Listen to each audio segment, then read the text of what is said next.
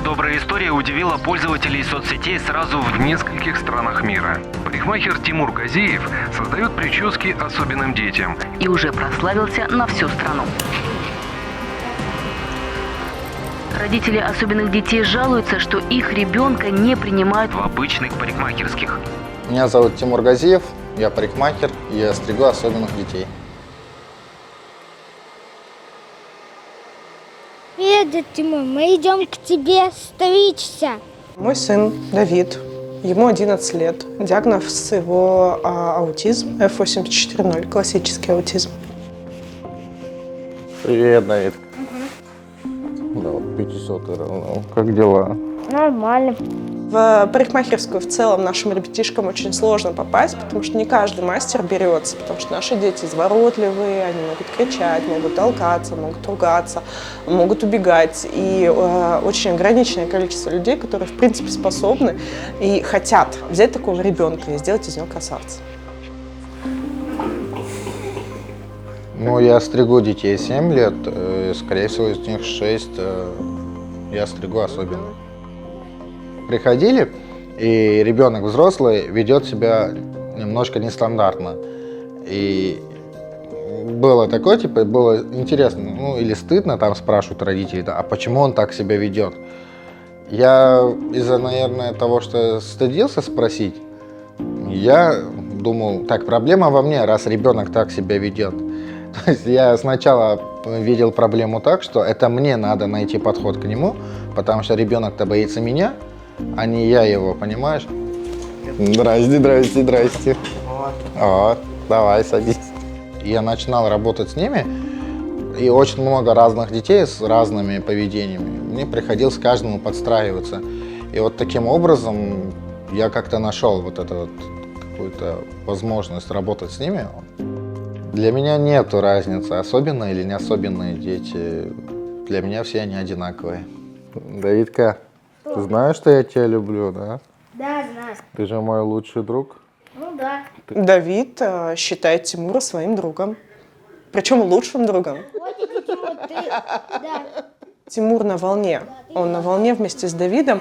Он не играет, он не изображает добродетель, он вот просто вот, ну как рождается дружба? Я даже не знаю, она логике-то не поддается, как-то раз и родилась.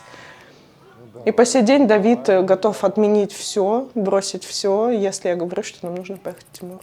А когда Иракес будет уже готов? Думаю, Я завтра. уже... Завтра? А, ты опять шутишь?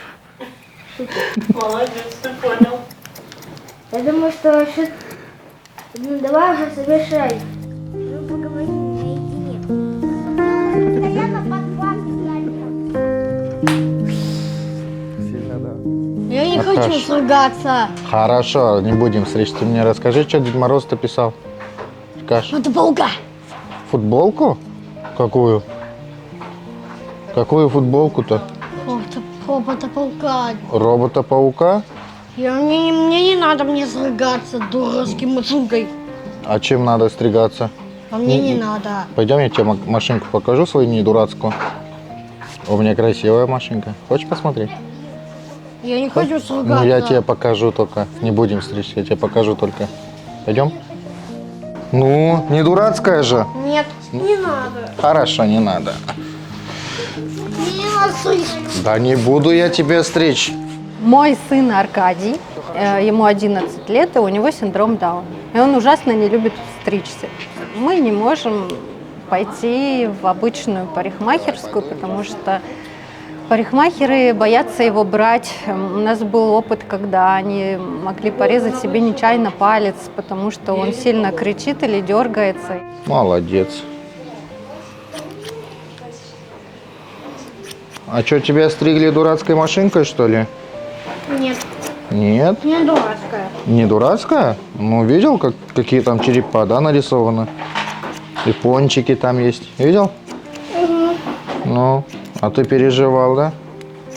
Только у Тимура мы нашли сначала вот этот подход, когда мы смогли спокойно подстригаться.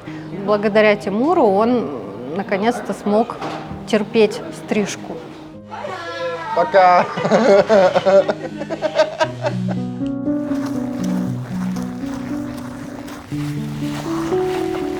Когда дети не могут приходить ко мне своим ходом, я езжу к ним сам. Видишь, не больно, никто тебя не обижает. Да, жужжит, неприятно. Моего ребенка зовут Скрипников Артем. На данный момент ему 9 лет. Диагноз моего ребенка – органическое поражение головного мозга на фоне синдрома Дауна, аутистическое поведение под вопросом, ДЦП. Нам очень сложно попасть в парикмахерскую, потому что проблема в передвижении. Его доставить нужно в парикмахерскую. Ну и проблема в том, что не каждый парикмахер может найти контакт с моим ребенком. Появилась проблема ребенка, что он не сидит, не дает подстригаться,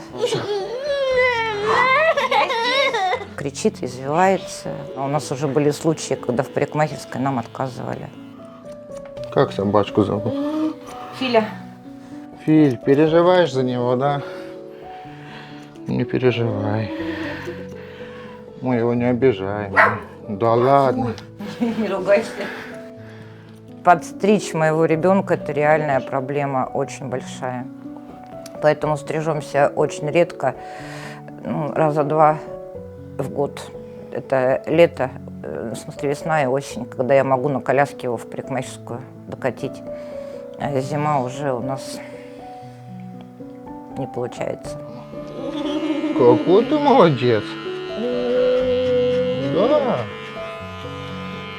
Вот и все. А ты переживал. Давай в другую сторону. Какой ты молодец, сам все делает. Вот.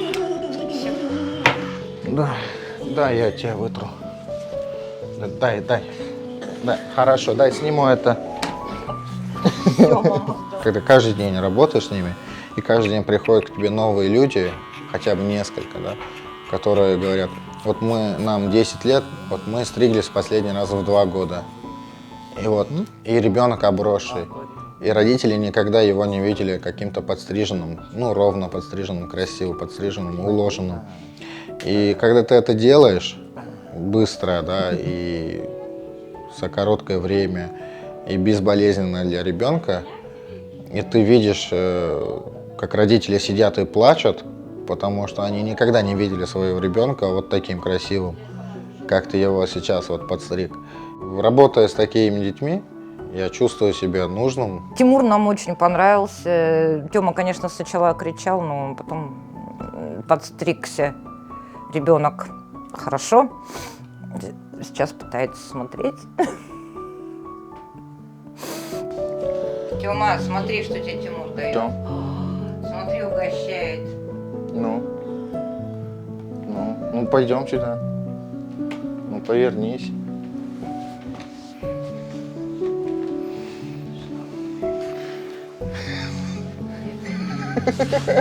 Ну, угости чуть-чуть. Дай мне тоже. Артём, мне тоже дай. Ну, чуть-чуть дай. Артём.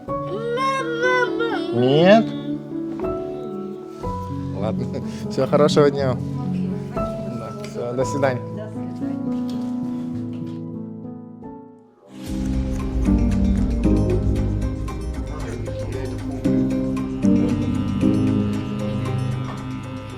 Два года назад я познакомился с Ваней, и у него аутизм, ему тогда было 17 лет, и он решил стать барбером, парикмахером, стричь детей, людей. Вот я решил ему помочь в этом и взял его к себе. Ваня – лучик света именно для этого места. Для меня он главный работник. Помнишь, да, как мы сводили? Здесь это 6 насадка. Здесь это 1,5. Сводим вот так. Стрижкой, помнишь? Вот так вот, чтобы эта полоска, да, не оставалась, помнишь? Делал. А то это частенько ты оставляешь эту полоску. Когда он появился, вообще все поменялось, потому что очень многие родители, почти все, да, у кого дети с аутизмом или синдромом Дауна, единственная их забота, что будет с ребенком, если вдруг меня не станет.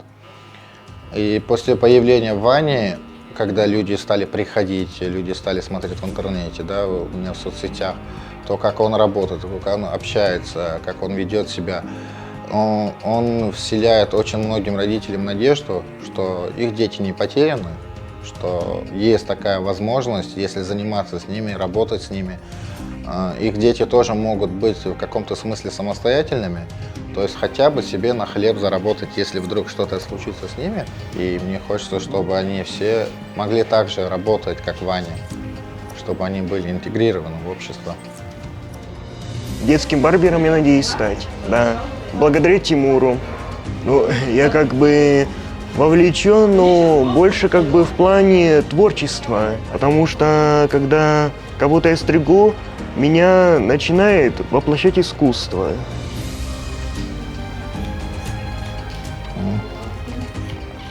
Зачем я это все делаю?